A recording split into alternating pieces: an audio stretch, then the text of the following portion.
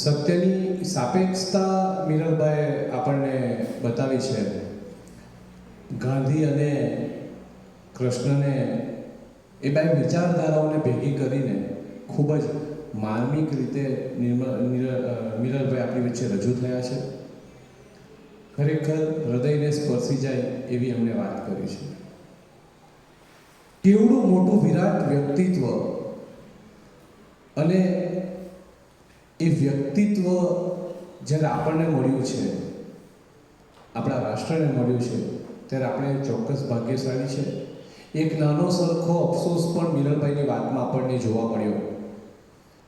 એમણે કહ્યું કે ભારતે ઓછું ગાંધી માટે વિચાર્યું છે, વાંચ્યું છે.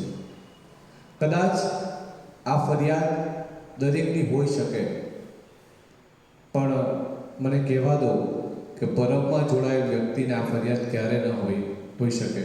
કારણ કે પરબે ગાંધી વિશે વાંચ્યું છે, ગાંધી વિશે વિચાર્યું છે, ગાંધી વિશે વાતો પણ કરી છે. પરબના દરેક સભ્યના જીન્સમાં ગાંધી છે.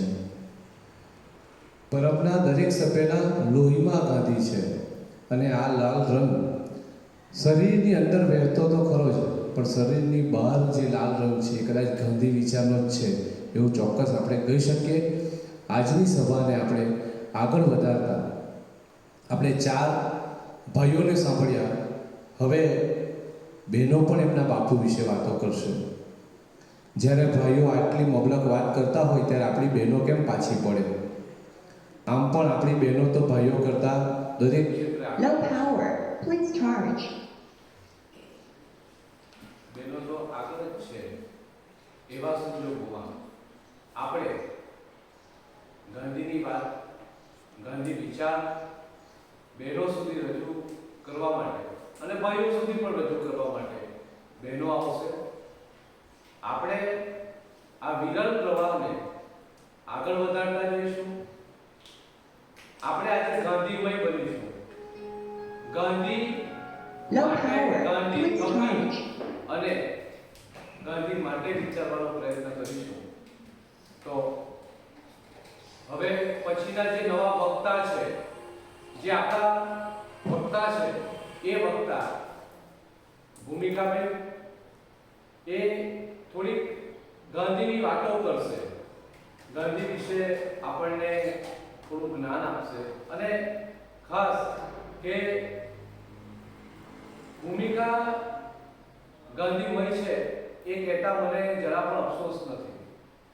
મને આનંદ અને ગૌરવ છે કે જીવનના માત્ર 17 વર્ષની આ દીકરી એ ગાંધી વિશે ઘણું બધું વાંચ્યું છે, ગાંધી વિશે ઘણું બધું વિચાર્યું છે, ગાંધી વિશે એનો અભ્યાસ ખૂબ જ કાબિલે તારીફ છે. અગાઉ પણ બીજા બધા મહાપુરુષોની બાબતમાં ભૂમિકાએ પોતાનું વક્તવ્ય આપ્યું હતું. પરબમાં આ દીકરી વખતો વખત બોલે છે. એવા વિષયોને લઈને એણે પોતાનું વક્તવ્ય રજૂ કર્યું છે કે શ્રોતાઓ સ્વાભાવિક રીતે જ મંત્રમુગ્ધ થયા છે. અને આજે તો એના લાડકા, એના પોતાના એવા ગાંધી વિશે વાત કરવા જઈ રહી છે. આમ પણ ભારતનો દરેક યુવાન ગાંધીનો દીવાનો થઈ જાય એવું છે. શરત માત્ર એટલી જ છે કે સાચી દિશામાં એને ગાંધી તરફ લઈ જાય. એક ગાંધી કલ્ચરનું નિર્માણ થાય એ જરૂરી છે. બાકી પેઢી તો 100% ઈમાનદાર છે. જેનો સ્વીકાર કરવાની હશે એનો ખુલ્લેઆમ સડે ચોક સ્વીકાર કરશે, અને જેનો એ અસ્વીકાર કરવાની હશે ત્યાં પણ એ દંભ ન કરે. એટલે ગાંધીની બાબતમાં પણ દંભ મુક્ત બનીને આ પેઢી ગાંધીને સ્વીકારવા તૈયાર છે. સવાલ આપણા પક્ષે છે. અને સવાલ એ છે કે આપણે કેટલા સક્ષમ છીએ સાચા ગાંધીને એ પેઢી સુધી રજૂ કરવા માટે, ગાંધીમય વાતાવરણ બનાવવા માટે. જ્યારે આપણે બાપુની વાત કરતા હોઈએ ત્યારે સ્વાભાવિક વસ્તુતઃ આપણને બે પ્રશ્ન મનમાં ઉપસ્થિત થાય કે ગાંધી વિચારથી જીવી શકાય, અને બીજો પ્રશ્ન કે ગાંધી વિચાર કેટલા પ્રસ્તુત છે. વર્તમાન સમયમાં ગાંધી વિચારના હાથ પકડીને તમે કેવી રીતે જીવી શકો? તો એનો જવાબ આગળના પ્રવચનમાં ભાઈ નિરલ આપણને આપ્યો કે સત્યનો હાથ પકડવો એટલે ગાંધીનો હાથ પકડવો, અને ગાંધીનો હાથ પકડવો એટલે સત્યનો હાથ પકડવો. એટલે ઘણીવાર લોકો કહે છે કે ગાંધી વિચાર કેટલા પ્રસ્તુત છે, કેટલા અત્યારે રિલાયબલ છે, કેટલા એ વિચારોથી કે તમે કેવી રીતે સુખી થઈ શકો આ દમોભરી દુનિયામાં.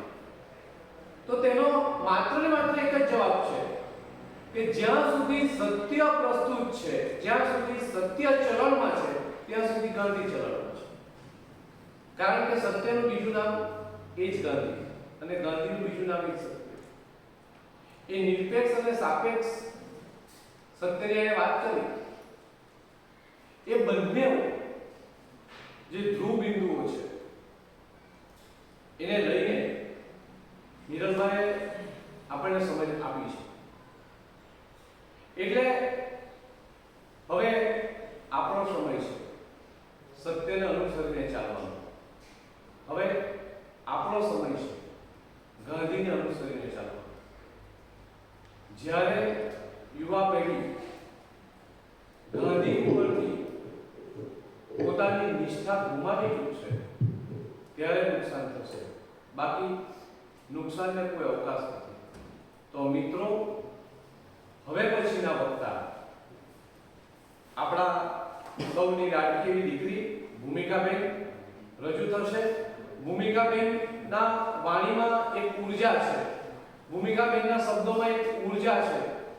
કોઈ માણસ એકવાર ભૂમિકાબેનને સાંભળે પછી વિચાર તો ન થાય એવું નહીં બને, કારણ કે એના એક શબ્દો એના હૃદયમાંથી નીકળે છે. હૃદયમાં પચાવેલા શબ્દો જ શ્રોતાઓના હૃદય સુધી પહોંચે અને અસર નિપજાવે. એવા અસરકારક વક્તા એટલે બેન શ્રી ભૂમિકાબેન. તાળીઓના ગડગડાટની વચ્ચે આપણે રજૂ કરીએ બેન શ્રી ભૂમિકાબેન. આવો.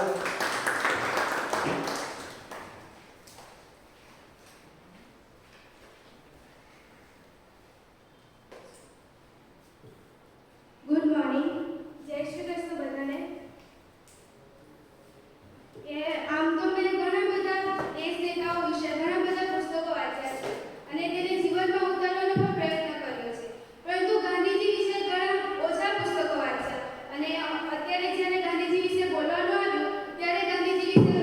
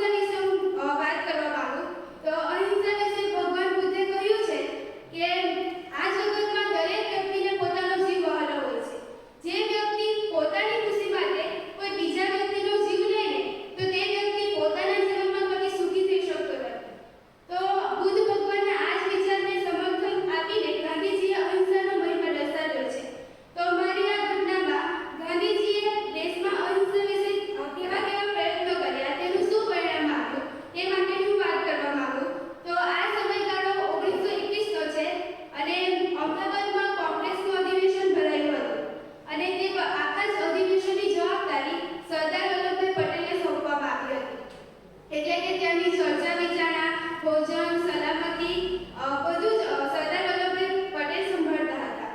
તો આ અધિવેશનમાં એવો નિર્ણય લેવામાં આવ્યો કે હવે પછીની જે લડત છે એટલે કે સવિનય કાનૂન ભંગની લડત બારડોલીથી શરૂ કરી.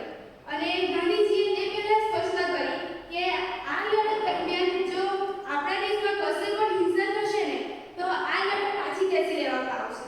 તો બધા જ ત્યાં જે હાજર હતા તે બધા જ કાર્યકર્તાઓએ ગાંધીજીના વિચારને સમર્થન આપ્યું અને બધાએ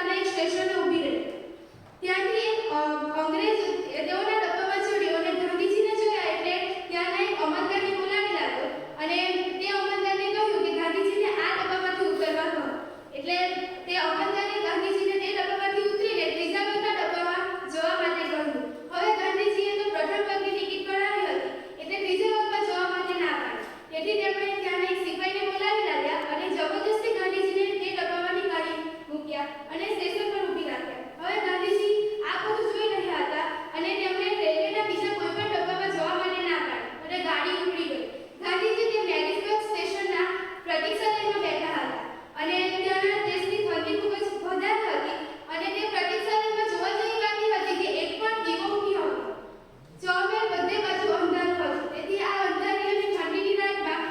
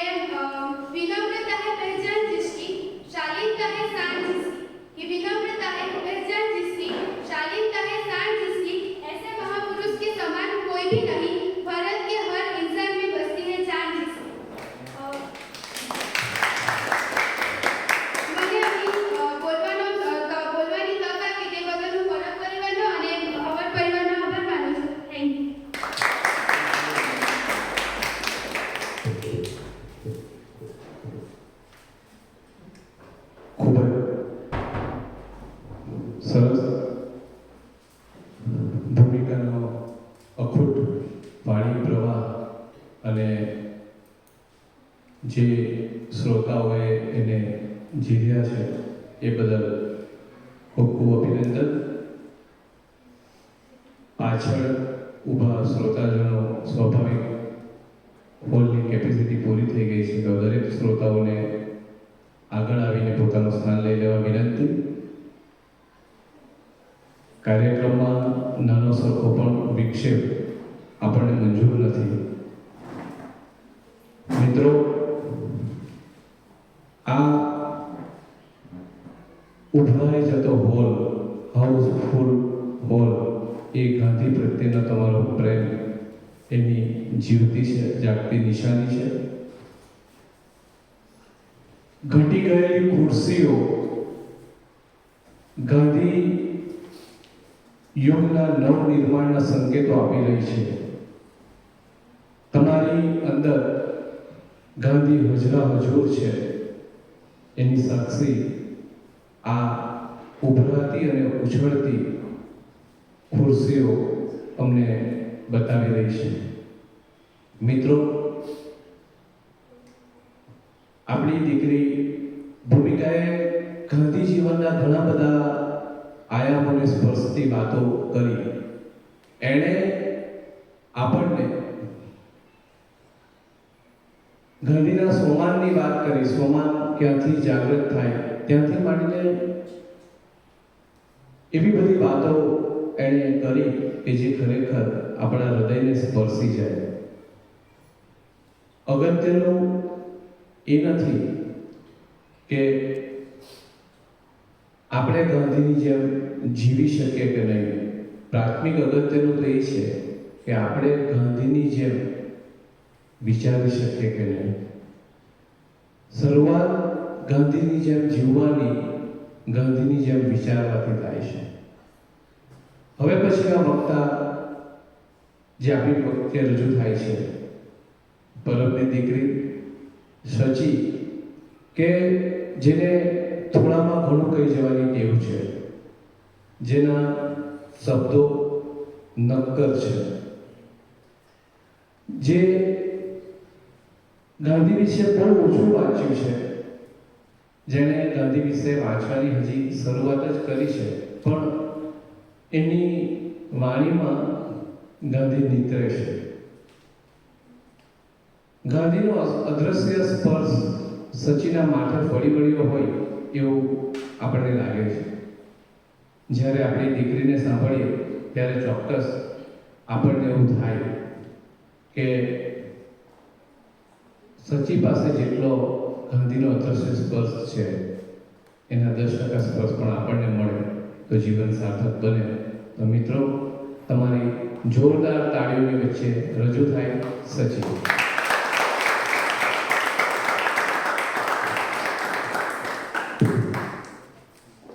ગુડ મોર્નિંગ, નમસ્કાર બધાને.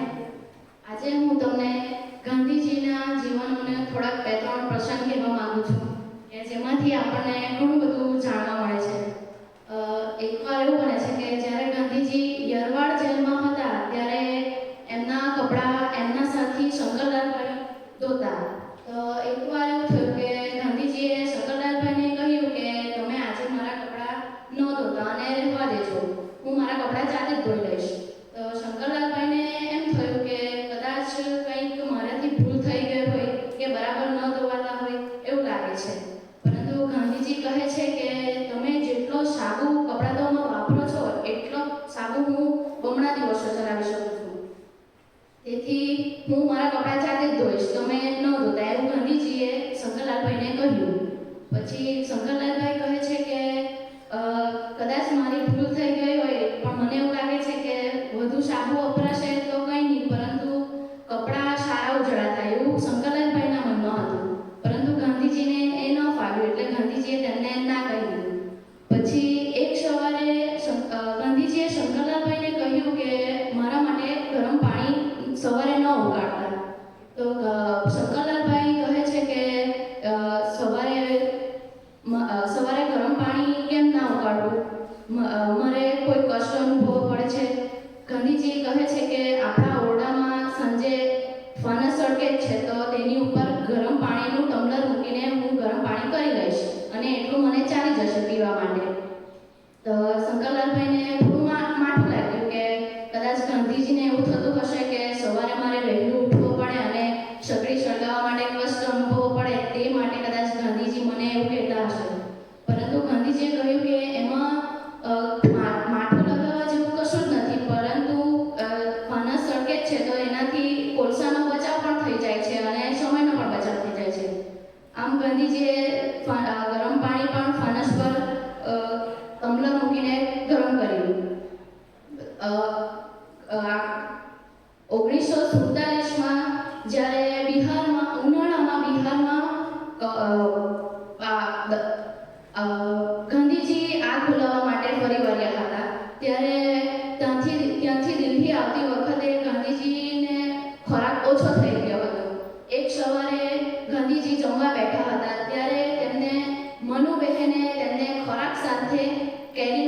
આપ્યો હતો.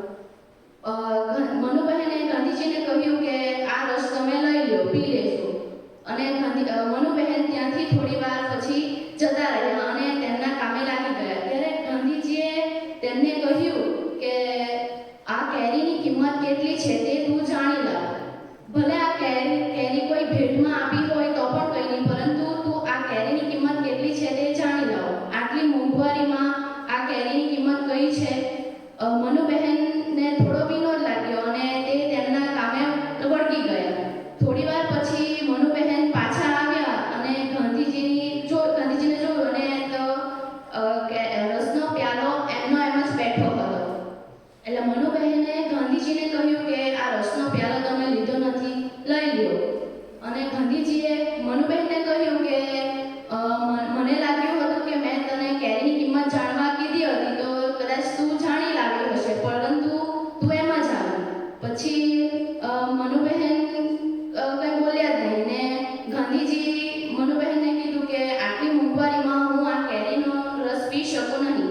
મારા ખ્યાલથી સાંભળવામાં આવ્યું છે તે મુજબ કે આ એક કેરીના એક નંગની કિંમત 10 આનાની છે. એટલે તે મને આ ગ્લાસમાં 4 કેરીનો રસ આવે એટલો તમે મને રસ આપ્યો છે. એટલે ટોટલ આ પ્યાલાની કિંમત અઢી રૂપિયાની થઈ અને આ મોંઘવારીમાં હું આ પી શકું નહીં અને આ કેરીના રસ વગર મારું જીવન ચાલે એવું શક્ય પણ નથી કે એના વગર મને ચાલે નહીં. અને ગાંધીજીએ એ રસનો પ્યાલો પીવા ના કહી દીધું.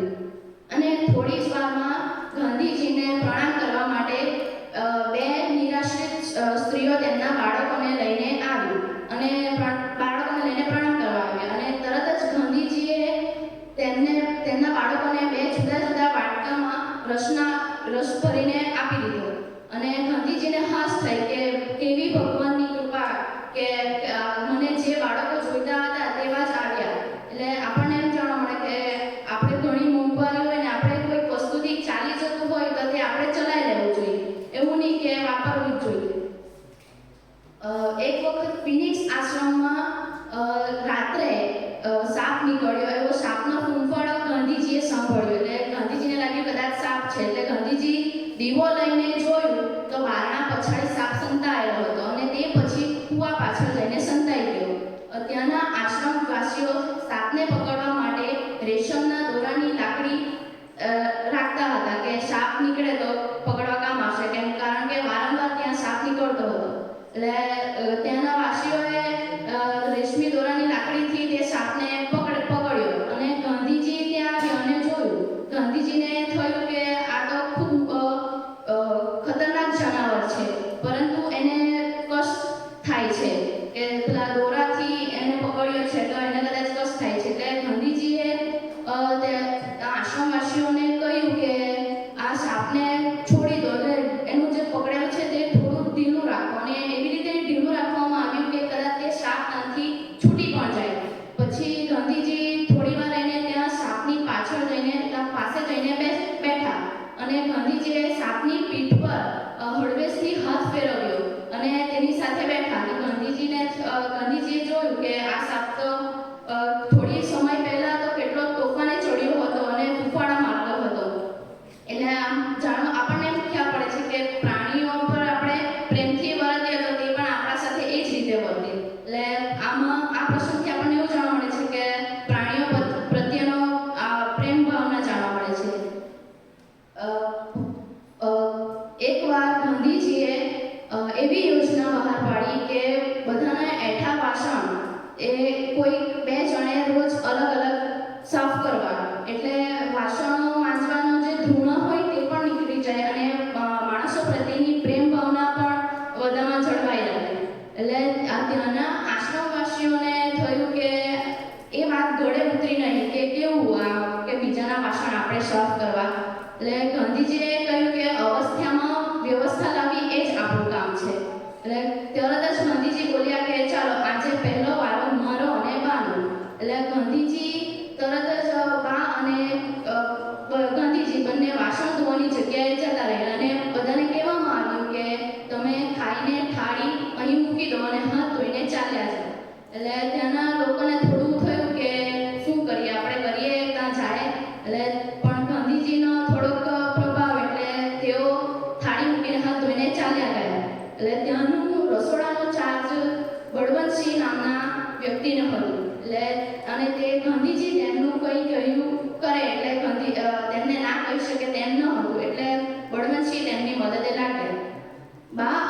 ગાંધીજી વાસણો ધોતા ધોતા રમૂજી વાતો કરતા હતા અને બળવંતસિંહને થયું કે બા અને બાપુજી આ કામ કરી શકતા હોય તો આપણે તો ક્યાં, એટલે બા અને ગાંધીજી એક હરીફાઈ કરતા હતા કે કોણ સારા વાસણ સાફ કરે, એટલે તે બંને વચ્ચે રમૂજ ચાલ્યા કરતું હતું. અને સાથે સાથે ગાંધીજી બળવંતસિંહને પણ કહેતા કે જો બળવંતસિંહ કેવા વાસણ સાફ થાય છે, એટલે આપણે કોઈ પણ કામ નિશ્ચિત કરીએ છીએ તો એવું નથી, કોઈ એવું કામ નથી કે આપણે ન કરી શકીએ. કોઈ પણ કામ આપણે નિશ્ચિત કરીએ તો થઈ જ શકે છે.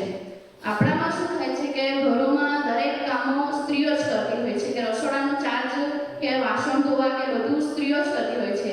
એટલે મેં ઘણા બધા પ્રયોગો કર્યા છે, એવું ગાંધીજી કહે છે બળવંતસિંહને કે મેં ઘણા બધા પ્રયોગો કર્યા છે અને મને ખ્યાલ આવે છે ત્યાં સુધી, એટલે મેં આપણા દરેક આશ્રમનો રસોડાનો ચાર્જ કોઈ સ્ત્રીઓને આપ્યો નથી. એટલે અહીંયા પણ તમને જ રસોડાનો ચાર્જ આપ્યો છે. આપણે સાબરમતી આશ્રમમાં પણ રસોડાનો ચાર્જ વિનોબાને આપ્યો છે. પુરુષો રસોડાનો ચાર્જ લે તો કુટુંબ ભાવના પણ વધે અને સામુદાયિક ભાવના પણ વધે. એટલે ગાંધીજીએ બળવંતસિંહને કહ્યું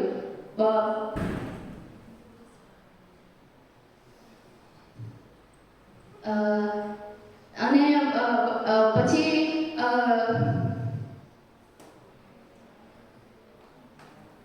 આભાર મને બોલવાની તક આપી. થેન્ક યુ પરમ પરિવાર અને હવટ પરિવાર.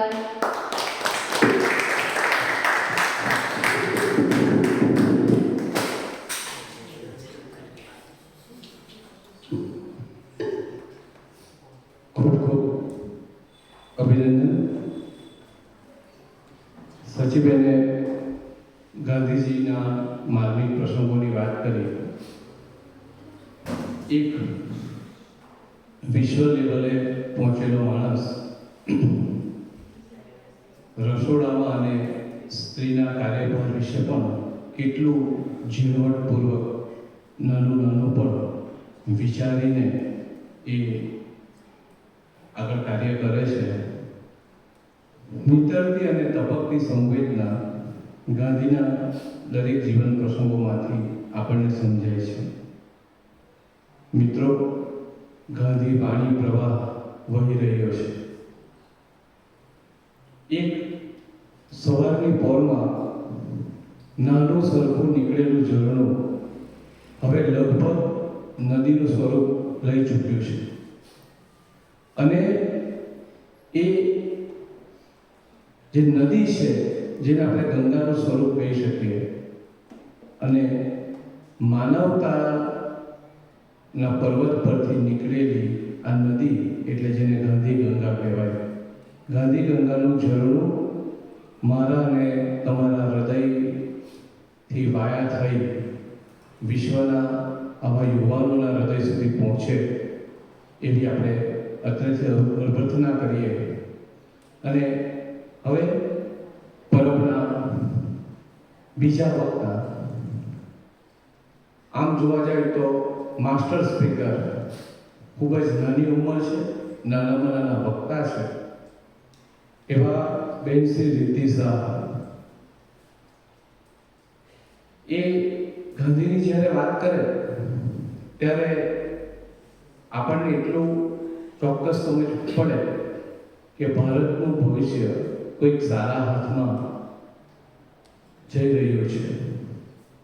એક આશાનું કિરણ રિદ્ધિબેનને સાંભળીએ ત્યારે આપણા હૃદયના સૂરજમાંથી પ્રગટે. તો આવો રિદ્ધિબેનના શબ્દધારામાં આપણે બધા જ વહી જઈએ, શબ્દના વરસાદમાં ભીંજાઈએ. ગ્રીષ્મની આ કાળઝાળ ગરમીમાં શબ્દરૂપી ઠંડકનો વરસાદ પાડવા માટે હું રિદ્ધિબેનને આમંત્રણ આપું છું. બેન શ્રી રિદ્ધિ, તાળીઓથી વધાવી દઈએ રિદ્ધિબેન.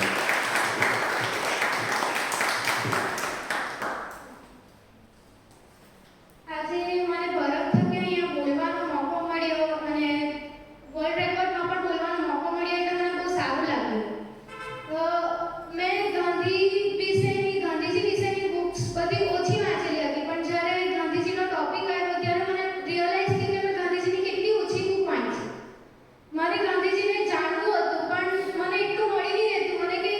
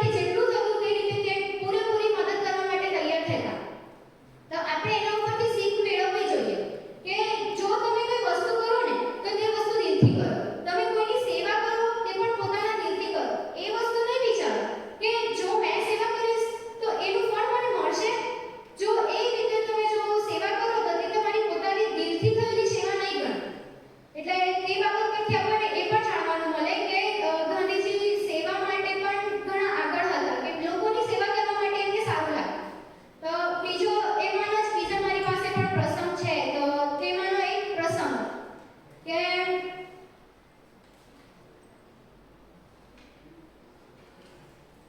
જૂતા જૂતા તો તેની અંદર શું હતું કે ગાંધીજી જ્યારે નાના વયના હતા ત્યારે એ ટ્રેનમાંથી ઉતરતા હતા અને તે જ સમયે ટ્રેનમાં એમનો એક જે જૂતો હતો તે ત્યાં જ રહી ગયો અને જે બીજો જૂતો હતો તે એમના પગમાં જ રહી ગયો એટલે એક જૂતો ટ્રેનમાં અને એક જૂતો એમની પાસે તો તે સમયે ગાંધીજીએ વિચાર્યું કે મારી પાસે જો એક જૂતો રહી જશે તો પછી બીજાની પણ એ વસ્તુ પહેરવાની ઈચ્છા હશે તો પણ એ નહીં પહેરી શકશે કેમ કે બૂટ હોય તો બે જોડી હોવી જોઈએ તો જ આપણે પહેરી શકીએ તો તે વિચારીને એ જે બૂટ હતું તે તેમણે જે ટ્રેન ચાલુ હતી તે જ ગાડીમાં નાખી દીધું અને આજુબાજુના લોકો એમને પૂછવા માંડ્યા કે તમે કેમ આવું કર્યું તો ત્યારે ગાંધીજી ઉત્તર આપ્યો કે મારાથી જો એ વસ્તુ નહીં યુઝ થાય તો તે વસ્તુ બીજાથી પણ નહીં યુઝ થાય ને જો મારે બીજાને યુઝ કરવી હોય તો એ વસ્તુ મારે આપી દેવી પડે જો એ જૂતો નહીં આપે બરાબર તો પછી એ વસ્તુ એમનાથી પણ યુઝ નહીં થશે અને જે પહેરવા માંગતા છે જે ગરીબ છે તેનાથી પણ યુઝ નહીં થશે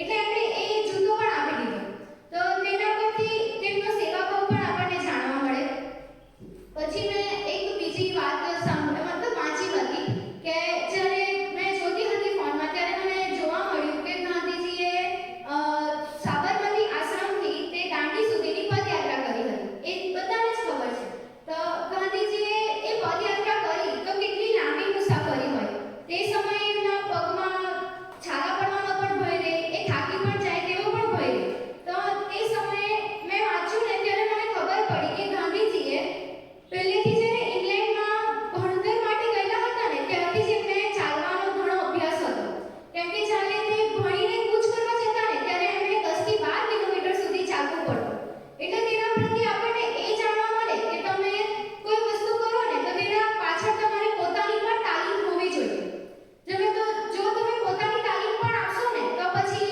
એ વસ્તુ તમારા દ્વારા મુમકિન થઈ શકશે જો તમે એના પાછળ તાલીમ નહીં આપશો તો તમે એ વસ્તુમાં સફળ નહીં થઈ શકો ને એની અંદરથી મને એ પણ જાણવા મળ્યું કે મારે પણ પોતાની તાલીમ આપવી પડે તો મારાથી આગળ વધે પછી એમનો બીજો પ્રશ્ન છે બાળકો સાથેનો ગાંધીજીએ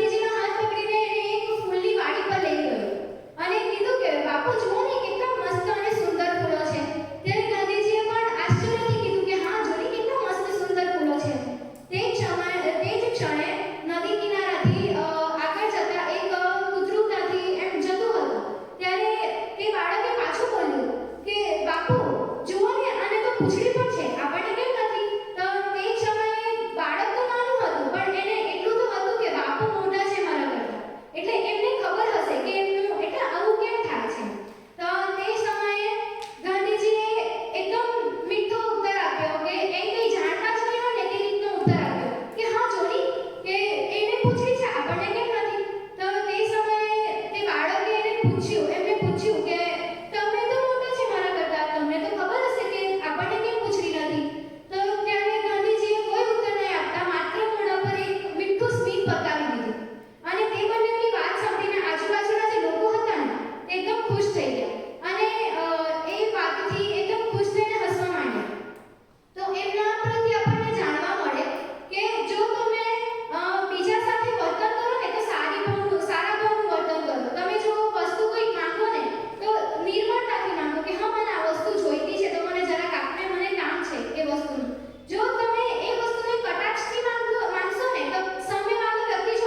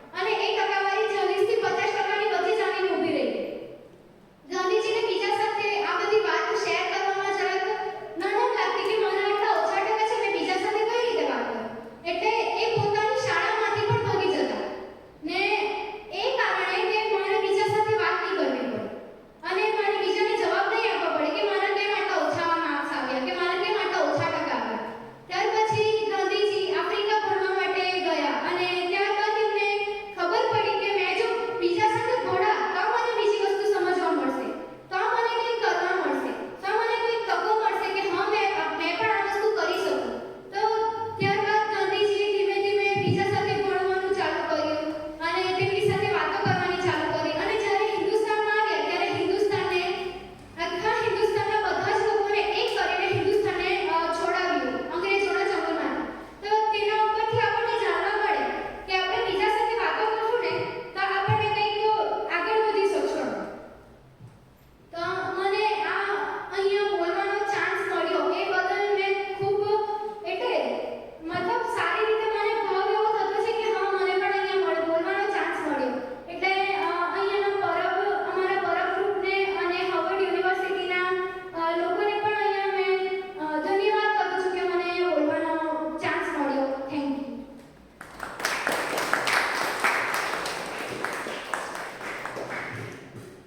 ખૂબ જ સરસ. પોતાની ઉંમર કરતાં ખૂબ જ આગવી રીતે અને ઉંમર કરતાં વધુ રીતે નારાયણે પ્રસ્તુત છે. રીતિ આમ જ ઉત્તરોત્તર પ્રગતિ કરે એવી ઈશ્વરને પ્રાર્થના કરીએ. હવે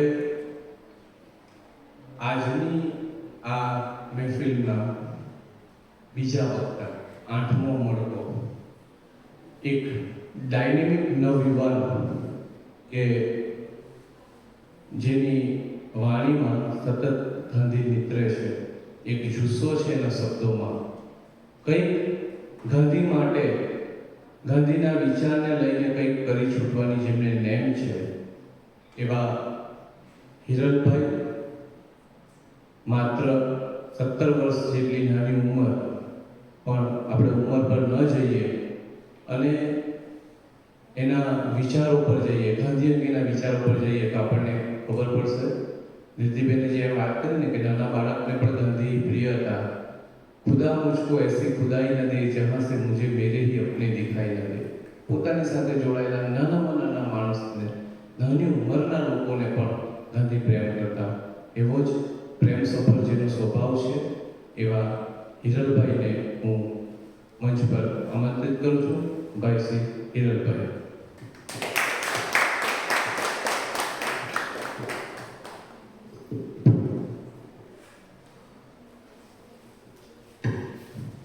નમસ્કાર. તો ભારતના રાષ્ટ્રપિતા એટલે મહાત્મા ગાંધી. આપણે મહાત્મા ગાંધી વિશે વાત કરીએ તો ગાંધી બાપુને મહાત્મા કહેતા એ જરાક બી ગમતું ન હતું. તો એક દિવસ એક પત્રકારે ગાંધી બાપુને પૂછ્યું કે લોકો તમને મહાત્મા કેમ કહે છે? ગાંધી બાપુ કહે કે મહાત્મા કહે તે તો મને જરાક પણ ગમતું નથી. તો પત્રકારે પૂછ્યું ગાંધી બાપુને કે તમે મહાત્મા વિશેની મને વ્યાખ્યા આપો, મહાત્મા વિશે મને સમજાવો. તો ગાંધી બાપુએ કહ્યું કે હું તો કોઈ મહાત્માને મળ્યો જ નથી, આજ સુધી કોઈ મહાત્માને જોયા જ નથી. તો મેં કઈ રીતે તમને મહાત્માની વ્યાખ્યા આપી શકું, કઈ રીતે તમને મહાત્મા વિશે સમજાવી શકું? તો લેખકે કહ્યું, પેલા પત્રકારે પૂછ્યું ગાંધી બાપુને, તો તમને આ બધા લોકો કહે કે મહાત્મા, તો એ કઈ રીતે કહે? તો લોકોએ કહ્યું, મહાત્મા કહે તે તો મને જરાક ગમતું નથી. મેં એમને ના પાડું છું તો પણ ગાંધી બાપુ બધા મને મહાત્મા કહે છે. તો પત્રકારે પૂછ્યું કે તમે એ લોકોને ના કેમ નથી કહેતા કે મને મહાત્મા ના કહો? તો ગાંધીજીએ કહ્યું પત્રકારને કે મેં એમને ના પાડું તો તે લોકો મને વધારે મહાત્મા માને અને વધારે મહાત્મા કહે, તેથી મેં તેમને કહેતો નથી કે તમે મને મહાત્મા કહો. તો આપણે ગાંધી બાપુના જીવન પ્રસંગ પર વાત કરીએ તો નોવાખાલીમાં ગાંધી બાપુ અને મનુબા પસાર થતા હતા. તો ત્યાં રસ્તાઓ સાંકડા હતા, એટલે કે પગદંડી હતી. હવે પગદંડી એટલી સાંકડી હતી કે ત્યાંથી બે વ્યક્તિ પસાર થઈ શકે એટલી જગ્યા પણ ન હતી. તેથી ગાંધી બાપુની પાછળ મનુબા આવી ગયા અને ગાંધી બાપુ એકલા આગળ જતા હતા. હવે ગાંધી બાપુએ જોયું કે રસ્તાની આજુબાજુ ગંદકી બહુ હતી, ગમે તેમ થૂક્યું હતું, કચરાઓ નાખ્યા હતા, મળમૂત્ર ને એવું હતું. તો ગાંધી બાપુને જાણી આપે કે ગાંધી બાપુને ગંદકી જરાક બી ગમતી ન હતી. ગંદકી જ્યાં હોય ત્યારે તેમને પૂછતું જ હતું. તો આજુબાજુમાંથી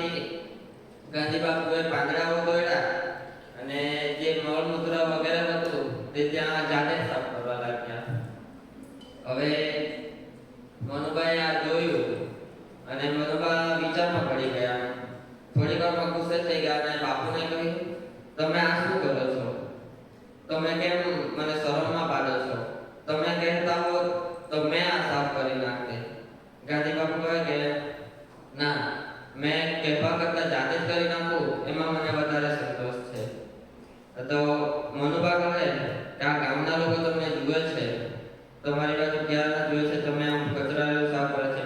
ગાંધી બાપુ મનુબાને કહે છે, કઈ વાંધો નહીં, જોવા દો, મને જોશે ને એ લોકો પણ શીખશે કે ગંદકી ના કરવી જોઈએ, આજુબાજુ કચરો ના નાખવો જોઈએ. તો મનુબા પૂછે કે હા ચાલો કઈ નહીં, આપણે જોઈએ તો કાલે એ લોકો સાફ કરશે, પરંતુ બીજા દિવસથી શું? તેમનું તેમ જ રહેશે. તો ગાંધી બાપુ મનુબાને કહે કે કઈ નહીં, મેં તમને મોકલા બીજે દિવસે, તમે જોજો ને ગંદકી હોય ત્યાં તો ફરી મને કહેજો અને હું ફરી સાફ કરી નાખીશ.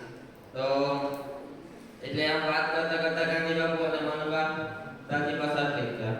હવે બીજે દિવસે ખરેખર એવું જ થયું કે ગાંધી બાપુએ જે પ્રમાણે કીધેલું મનુબાને તે પ્રમાણે મનુબા ત્યાં ગયા અને જોયું તો ત્યાં ખરેખર ગંદકી જ હતી. ત્યાં જેમનું તેમ જ હતું. તો ગાંધી બાપુએ કીધેલું મનુબાને કે જો ગંદકી હોય તો તું મને આવીને કહેજે, હું એને સાફ કરી નાખીશ.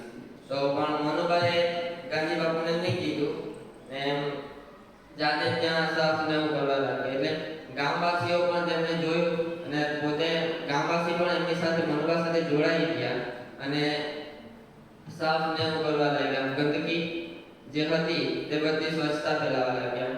અને એટલેમાં મનુબાને ગામવાસીઓએ એમ વચન આપ્યું કે હવે પછી તમે ના આવતા, અહીંયા ગંદકી તમને જોવા મળશે નહીં, અમે જાતે જ સાફ કરી નાખીશું, અહીંયા ગંદકી હવે પછી જોવા નહીં મળશે. એટલે મનુબાએ ગાંધી બાપુને આ વાત કીધી. તો ગાંધી બાપુએ કીધું કે તું તો મારું પુણ્ય લઈ લીધું, તને મેં કીધેલું હતું કે ગંદકી હોય તો તું આવીને મને કહેજે, હું સાફ કરી નાખીશ, પણ કઈ વાંધો નહીં. હવે જો તું આ સ્વચ્છતામાંથી તું ગઈ તો તેના લીધે તેના બે લાભ થયા. એક તો ત્યાં હંમેશા સ્વચ્છતા રહેશે, ગંદકી જોવા ના મળશે, અને બીજી એણે ગામવાસીઓએ જે તમને વચન આપ્યો કે અહીં ગંદકી જોવા ના મળશે, અને એ લોકો જે આ વચનનું પાલન કરશે તો ત્યાં સત્યતા જોવા મળશે. તે પ્રમાણે એટલે આ સત્યતા જોવા મળી. તે આપણે ગાંધી બાપુથી વિચારવું જોઈએ કે ગાંધી બાપુ બહુ મોટી વાત કે સત્યતાને હંમેશા પ્રેરણા આપતા હતા. તો હવે બીજા પ્રસંગની વાત કરીએ આપણે. આપણે જાણીએ છીએ કે ગાંધી બાપુ પદયાત્રા પર નીકળેલા દાંડી યાત્રા કરવા માટે. તો તેમની સાથે કેવા કેવા લોકો જોડાયેલા. આપણે જાણીએ કે સરદાર વલ્લભભાઈ પટેલ બી એમની સાથે જોડાયેલા હતા. અને સરદાર વલ્લભભાઈ જ્યારે ગાંધી બાપુને મળેલા ત્યારે તેઓ જુગાર રમતા હતા, તેઓ જુગારી હતા. પણ તેવા માણસને પણ એમ પોતાની સાથે જોડ્યા અને આટલા મોટા મોટા કામ એમની પર કરાવ્યું એ કઈ નાની મોટી વાત નહીં કહેવાય. એમ એક મહાન પુરુષ જ કરી શકે જે ગાંધી બાપુના નામ હતું. તો આપણે જાણીએ કે પત્તાનો એક ખેલાડી ગમે તેવી બાજી આવે પણ તે રમતો જ હોય. કોઈ દિવસ તે ફરિયાદ નહીં કરે કે આ બાજી તો ભંગાર છે, આ બાજી મારે નથી રમવી. પત્તાનો જો સારા ખેલાડી હોય તો તે ગમે તેવી બાજી હોય પણ તે સારી રીતે બનાવે છે સારી બાજી. તે જ રીતે ગાંધી બાપુને પણ કેવા કેવા લોકો મળ્યા, પણ ગાંધી બાપુએ આજ સુધી એમ ફરિયાદ નથી કરી કે મને આવા લોકો કેમ મળ્યા, મને આવો દેશ કેમ મળ્યો. જે મળ્યું તેનાથી જ ગાંધી બાપુએ કામ ચલાવ્યું ને તે લોકોને જેમ મોટા મોટા કામ કરાવ્યા. તેથી ગાંધી બાપુથી આપણે શીખવું જોઈએ કે જે મળ્યું છે તેમાંથી આપણે ખુશ રહેવું જોઈએ, તેનાથી જ આપણે કામ ચલાવવું જોઈએ, તેનાથી જ આપણે સારું સારું શીખવું જોઈએ. તો એક બીજા પ્રસંગની વાત કરીએ તો દિલ્હીમાં એશિયા પરિષદ યોજવામાં આવી હતી. ત્યાં જુદા જુદા દેશના લોકો, જુદા જુદા દેશના જાપાન, ચીન વગેરે દેશના પ્રતિનિધિઓ આવ્યા હતા. ત્યારે ગાંધી બાપુ દિલ્હીમાં હતા. હવે તે પરિષદ પૂર્ણ થઈ અને તેઓ ત્યાંથી જવા માંગતા હતા, ભારતથી વિદાય લેવા માંગતા હતા. તો તેઓ તે વિદાય લેવા પહેલા ગાંધી બાપુને મળવા આવ્યા અને તેમની સાથે બાળકો પણ મળવા આવ્યા ગાંધી બાપુને. તો તેમાંની એક બાળકીને વિચાર આવ્યો કે ગાંધી બાપુને મળવા જાઓ અને પછી વિદાય જાઓ તો મારે ગાંધી બાપુને કંઈક ભેટ આપવી જોઈએ. તો બાળકીએ વિચાર કર્યો ને એના પાસે એક રંગબેરંગી એવો સુંદર રૂમાલ હતો. તે રૂમાલથી ગાંધી બાપુને થેલી બનાવીને ભેટ આપવું એમ કર્યું. એટલે બાળકીએ ગાંધી બાપુને ભેટમાં આપી. તો ગાંધી બાપુ બાળકીને કહે કે હસતા હસતા કહે કે આ થેલીને મેં શું કરું? મારી પાસે તો કશું છે જ નથી કે મેં અંદર મૂકી શકું. તો આ થેલીમાં મેં શું મૂકી શકું?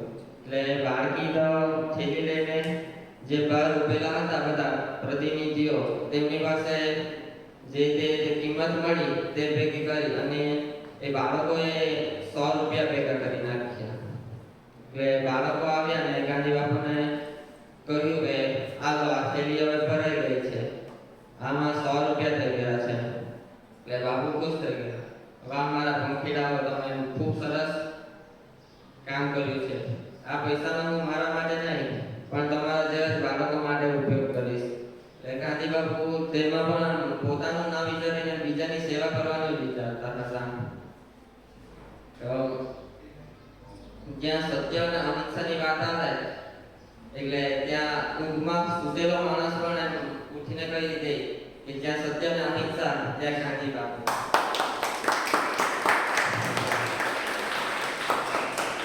ગાંધી બાપુનું મહત્વ આ હતું.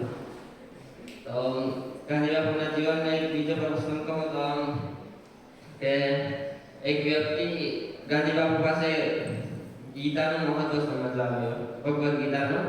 તો ગાંધી બાપુને કહ્યું કે તમે મને ભગવદ્ ગીતાનું મહત્વ સમજાવો. તો ત્યારે આશ્રમનું બાંધકામ ચાલતું હતું. તો તે વ્યક્તિને ગાંધી બાપુએ ત્યાં કામ પર લગાવી દીધો કે રોજ અહીંયા કેટલી ઈંટો આવે, કેટલી ઈંટો વપરાય છે તેનું તારે ગણતરી રાખવાની. તો એ ગણતરી રાખવા કીધું. હવે જે વ્યક્તિ હતો તે થોડાક સમય માટે કામ કરતો રહ્યો અને ઈંટોને ઉપાડતા રહ્યો. પણ હવે તેનો ગુસ્સો આવી ગયો. તો તેની સાથે એક બીજો વ્યક્તિ હતો, તેને કહ્યું કે આ શું, આ મારું કામ નથી, આ ઈંટો ગણવાનું કઈ મારું કામ નથી, એ તો પેલા મજૂરનું કામ છે, આ કામ મારે નથી કરવું. એટલે આ વાતની ગાંધી બાપુને ખબર પડી. તો ગાંધી બાપુએ તેને કીધું કે નિસ્વાર્થ ભાવે કામ કરવું એ જ ભગવદ્ ગીતાનો સૌથી મોટું મહત્વ છે. તારે જે સમજવું હોય ભગવદ્ ગીતાને તો પહેલા નિસ્વાર્થ ભાવે કામ કરવું પડે. એટલે ગાંધી બાપુનું મહત્વ, ગાંધી બાપુના વિચારો, ગાંધી બાપુને જો જાણવું હોય તો ગાંધી બાપુ વિશે વાંચવું પડે. અને ગાંધી બાપુને જો સમજવું હોય તો ગાંધી બાપુના વિચારોને સમજવું પડે. તો ગાંધી બાપુના કેટલાક ગુણો પણ મેં મારા જીવનમાં ઉતાર્યા છે અને તમે પણ ઉતારજો. ને મને અહીં પરબ પરિવાર તરફથી બોલવાનો મોકો મળ્યો અને હવે પરિવાર તરફથી પણ